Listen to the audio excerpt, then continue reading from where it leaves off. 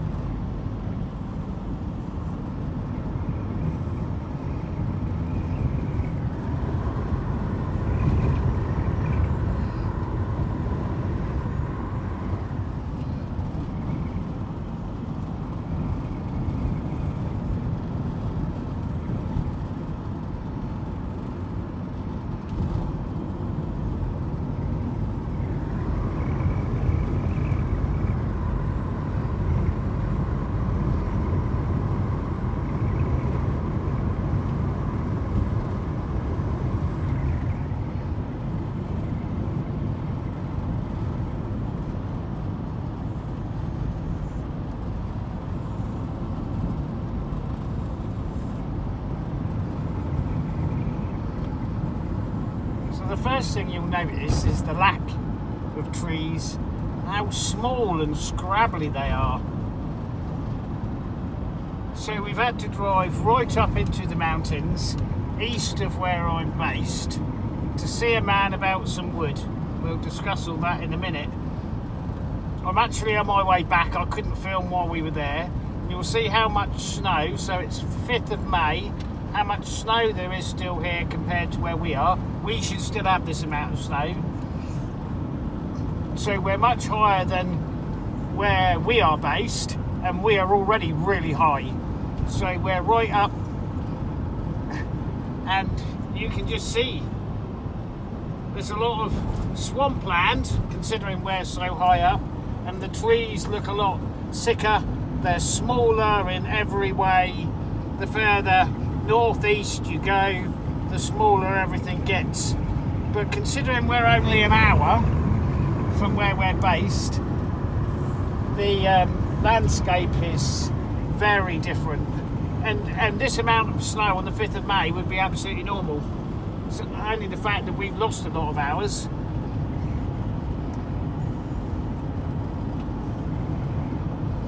And the other thing that's noticeable that's missing is all the boulders from the landscape, because the glaciers just topped this lot off. They dropped the boulders much lower down. Whilst this was all covered in ice, it didn't drag the boulders. It just knocked the tops off the mountains and dragged them all down, presumably.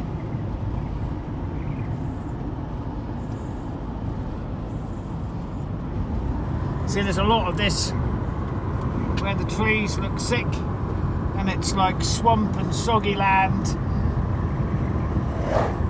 Oh, there's a car. Haven't seen one of those in a while.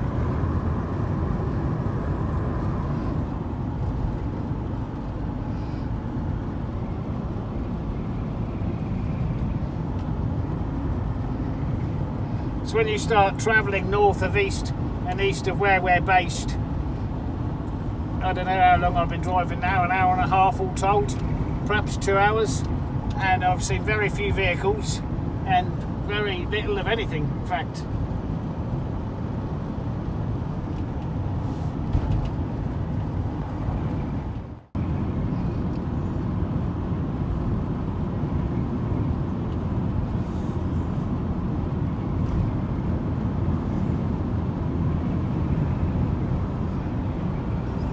He's on lookout, but there ain't nothing to see. We haven't even seen any birds. Nothing.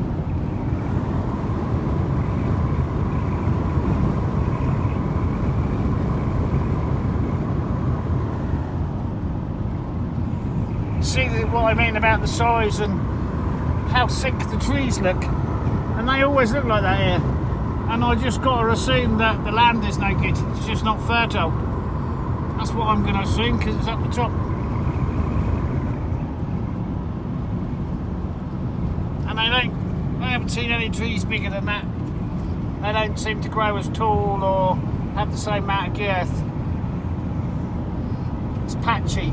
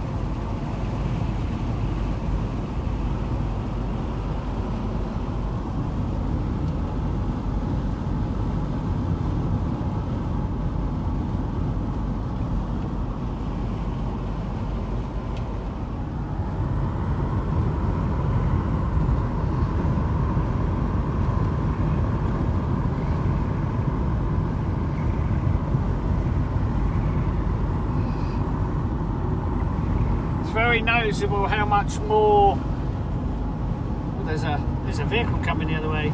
It's very noticeable how much more broken down the little villages are this far out. How hard life must be, even compared to my life. That's it. You move over. That'd be a log lorry then. So you see him just coming straight down the middle of the road. Interesting fact about Sweden, right? Being in the middle of the road like this is where most people are more comfortable. Right? It's also completely legal to do it. And what it does is it just gives you that extra bit of time when moose, bear, deer are running in from the edge, because that's your biggest risk, not other motorists. Mammals, large ones. So he was just quite happily coming straight down the middle of the road until it's time to pull onto his own side. Very common. Strange when you first encounter it for a few times until somebody explains, and then it all makes sense. So we've come down a little bit. There's still quite a bit of snowpack, but less. And then shortly we'll be turning off of this road and we'll be taking a shortcut through the forest, which takes around 100 kilometres off our trip back if we take this this shortcut, this side road, which used to be all rock. But on the way here, what I discovered was they've actually put a blacktop on it. But for the first few years I was here, when I used it, it was just a rock road, you know, normal forest stone rock road. But this has been newly done, and you can see how much higher it is than all the land around it, and that's to enable the snow to be pushed off continuously through the winter.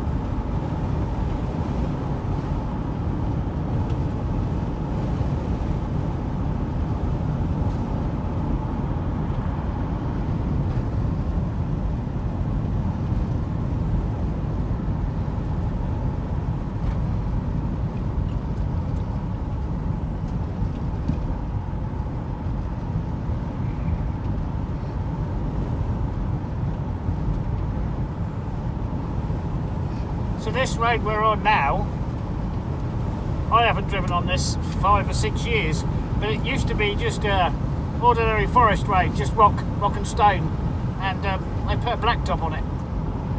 It's quite interesting. It makes the journey a lot smoother, I guess. Maybe a little bit quicker, but maybe not speed-wise, but it certainly makes it a bit smoother. But yeah, they must have done this last year. You can see how new it looks. But it's always been, well, yeah, it's always been a gravel road. So, but we're still in the same sort of terrain here. We're just doing a cut through the forest, which goes more in the direction we want to go in than what the other road does. So, yeah, we'll probably on this for another hour, and we travelled down this and we didn't see a single thing, so we'll find somewhere to stop and let his lordship there go and play in the snow for a bit.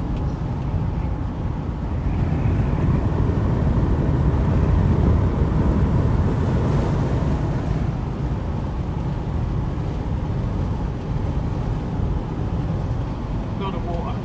There's a lot of lakes up here in northern Sweden, a lot more so when, you know, but we haven't had the snow like we do in normal years, so there's far less snow melt. Not quite sure what that's going to mean for our rivers as the year goes on, because normally they drain the rivers through the dams in preparation for the snow melt, but they didn't this year because there was well, perhaps less than half the normal snowfall. Maybe less than that, maybe a third of our normal snowfall. So you see there's more evidence of the big boulders, the glacier debris where we are now. Classic glacier debris field. There's gold under them boulders.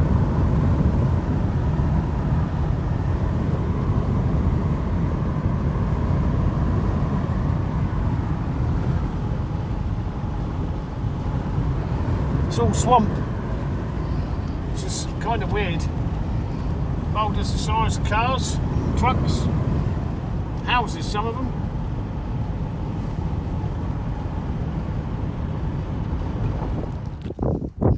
See if I'll give you a better idea of what I'm talking about, because I'm bumbling away as we're driving. It's really cold and really windy. We dropped down. I don't have an altimeter in the van, so let's say we've come down 500 feet, virtually no snow. But let me show you what a glacier debris field actually looks like. What most of this land actually looks like.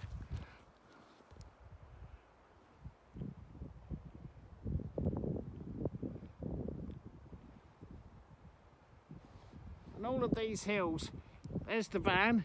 See the size of that? And this is just dumped by the glaciers. Bedrock so far down.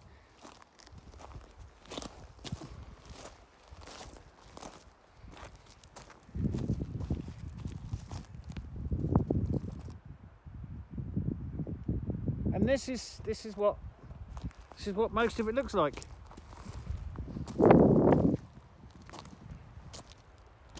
And you've got a swampy area there. You've got a rock the size of a house there. And yeah, and this is just how the roads are made. So this has obviously been stripped of whatever plant life it used to have, and you can see a stump there. None of it was very big. It's just infertile, high, cold. Not good, but yeah, it looks like something bad has happened here. It hasn't. All they've done is they've cut the trees. And this is like the landing area and a turnaround for the lorries, which is why they put this bit in there.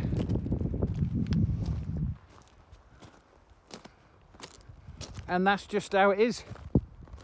It's literally, this road just runs up to this big circle here, which has been a landing area for the trees. And then the trees are extracted and everything's just left. And that's what it looks like. And that's what a lot of the landscape is. It's just debris fields left over from the glaciers. And we're a long way up. I don't know how many miles thick the glaciers that moved over this part of land were. Many, many miles. Probably above me. But you can see there's not many mountains any higher than we are, and you've got things like this and they're just left. Bedrock is probably, well, I wouldn't even like to guess how far down before you hit anything solid, and this is just what's left. And you've got silica, quartz, gold, diamonds, iron, copper.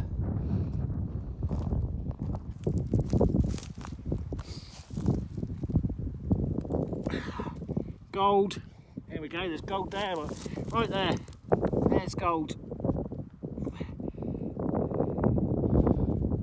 I don't know if the camera's going to pick it up or not. Yeah, you got everything running through that one rock. Bits of iron. Can't see any copper, but there's plenty of silicon and other interesting stuff carved out from the north and dumped on its way down.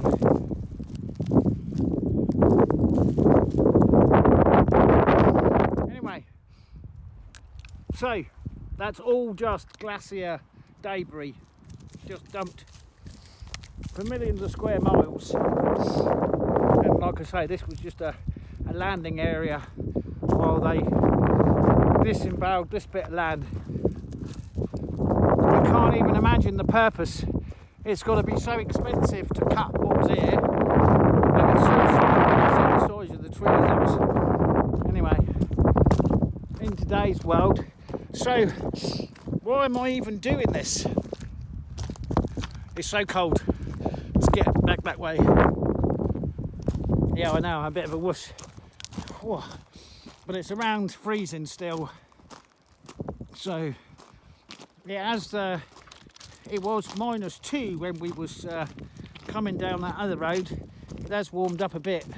It's probably around freezing, or wow, there's open water there, so maybe we're +1 or +2. Well, there's another car. That's the first one we've seen on this road.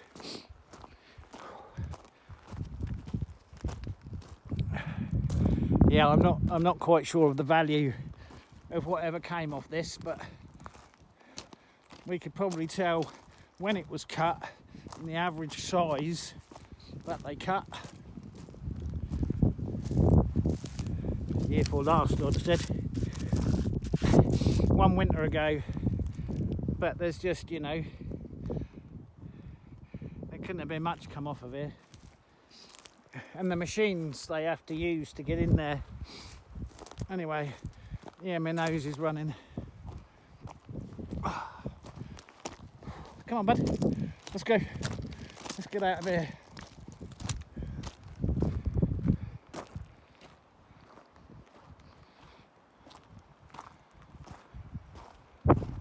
So why have we had to embark on this journey? I don't know what I've mentioned, what I put in this video earlier or not. But anyway, how it normally works is I'm negotiating on standing trees, and then I go and cut and take back to the yard and process. I made a mistake last year because I had done my negotiation and it was looking good, which means I probably didn't have time or the need to negotiate any more than the one lot of trees I had done, which would have been more than enough. However, as part of the negotiation, the power company were going to cut where I was, and I was just going to collect the trees, so I didn't actually have to do any cutting, which was kind of like, okay, for the first winter I haven't got to out and go and cut. Anyway, all these big contracts have been cancelled. And they didn't contact anybody, so I'm waiting and I'm waiting and I'm waiting, and then I'm starting to push and I'm shoving. And then they say, oh no, it's been put off to 2029 or 2030. That's all my wood gone. Right, gone. It's just gone. I don't have it. So that's left a number of problems, very specifically for the landowner, right? And we won't want to get into that. So what I've just had to go and do is I've just had to go and negotiate on trees on the ground. They've already been cut and felled and collected. They just need picking up and taking. And I've had to travel some distance to do that negotiation. Now that was the easy part. It's hard to buy wood on the ground anyway, right? It's easy to negotiate while it's standing because I can obviously cut it at a better price, and it's better for the landowners, and it's better for everybody if I buy or negotiate on the trees where is, right? And I can go in light-footed and not make a mess and thin and clean, and I get my wood and everybody's happy. This year I've had to buy it on the ground, but that's not going to be the difficult bit. The difficult bit is negotiating the transport fees. I can't collect it. It needs a truck to go and get it. So we put some feelers out. That's where it's going to hurt, because once you've paid for the trees, that's one thing, right? I can do that, done that. I have done that. The next thing is you've got to pay for the transport. So we'll see how we turn out on that deal. In the meantime, I'm really cold, and we're going to pour ourselves a cup of coffee and continue the drive back. Welcome to car parking clearance, or tidy up, or whatever you're going to call it. There's this little space here. There's where the new dock's going. I want to sort this out. There's lots of holes and rocks and stuff in there, but I can't see what's in there until we get some of this small trees out of the way.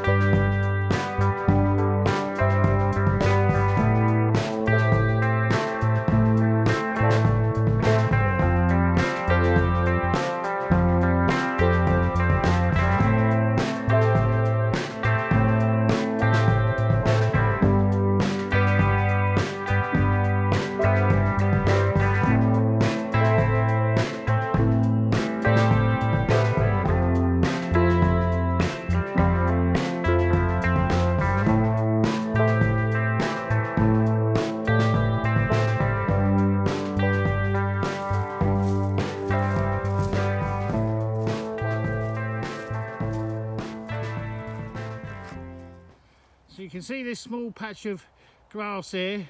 That's what was clear. Big enough for one car, but you couldn't put a car in there because there was other junk in there. Now we've cleaned that. So this is a good area for storing boats during the winter,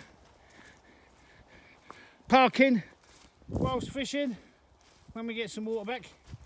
So this is as far as I can go because there's a big dip here which I don't want to fill in with rock. There's another big hole over there, something to do with drainage, and then there's that hump there. So what I'm probably going to do is leave all that clear. I've had an idea for the old platform, and if that's the pontoon edge on this side here, I'm going to put sheltered seating there. We build something up. We're going to use the old pontoon platform as the base and then build a three-sided lean-to, have a fire pit here away from the trees, and then that leaves that for, well, just for clear really. I would like to put a couple of tons of gravel in that, and I've got to take the top off this and tidy this up so that it's easy walk and there's no trip factors. You know, the old man is a fucking liability really. Look at all these. I'm going to trip over those, smash my face as I go down and drown when I hit the bottom. You know, it's bad, and I don't know what the idea that was. Anyway, you know, he tries, bless him. Oh, and there was... So the old man, my old man, no, the old man. So old man is a term of endearment for, well, for an old man, but also senior military personnel, to which I have a number of friends who are retired colonels. Anyway, the old man, you know, he's not my old man, but he does own everything you see behind me and all this waterfront from there all the way down. So, you know, it's down to him that I can do these things. Does he interfere? No, not really. I've really tried to upset him and piss him off, and about now he's probably going to start laughing. I have fucking tried to wind him up, and I can get him going. But then at some point through the journey, he realises and he just backs down. It's easy for me to wind anybody up. I can get everybody fucking going. And I can do it in a way that I'm so serious, they're on board with it. And they really believe it. And they... Anyway, I'm sure you know that. Right, especially my mother. She knows it better than anybody. Right, so I've left that one. He wanted me to take that one, or suggested I could take that one. Oh, I like that. And this one is kind of inbound of what I've been doing. So you can see my line through there, but there's a big hump on the other side. That's also quite nice. So if you're coming up the river and you want to line your boat up, I suppose now you can line it up with what building would be there. But if you headed between these two, you would be bang on, right? Anyway, it's a bit holy. I've cut down all the little stumps. It's not what you call...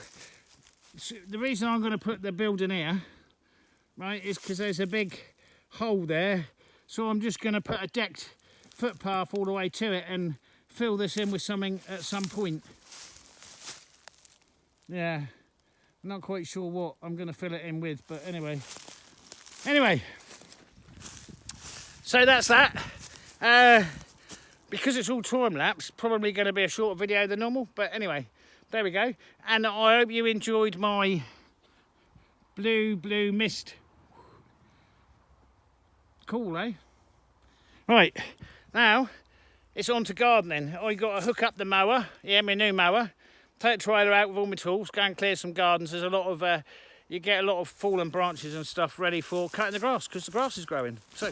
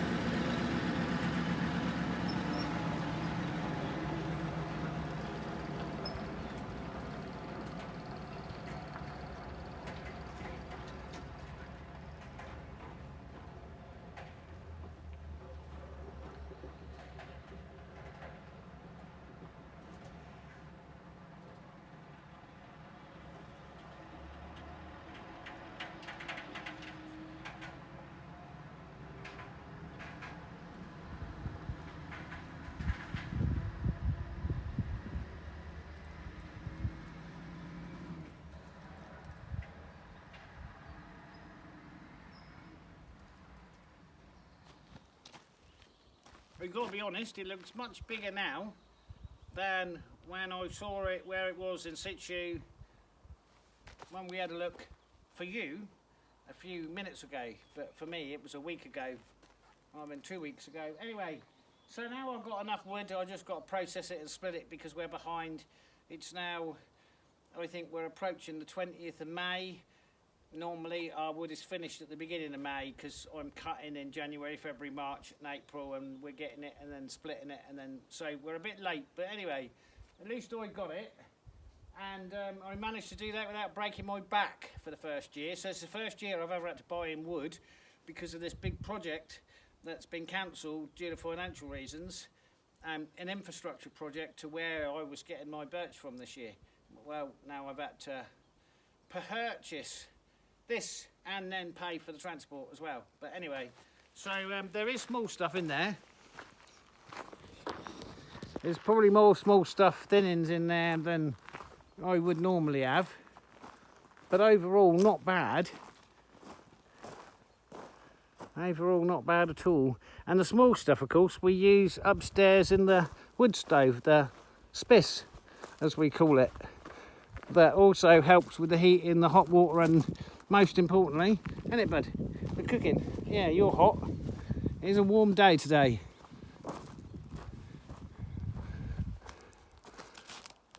There. So I thought that was around 45 cubic metres, but my lorry driver seemed to think that's 50 cubic metres. Anyway, I got it for a good price. I definitely got it for a good price. So if I could buy what I spent that on every year, I'd have to consider whether I want to go out and break my back for the kind of money I paid for this. Anyway, could I have cut it locally and brought it in for that money? Oh yeah, definitely. So we're about right where we would be, what we would spend on fuel and, you know, all the other things along with it. So we're all good. Thank you for watching, really appreciate it. We'll catch you on the next one. Bye for now.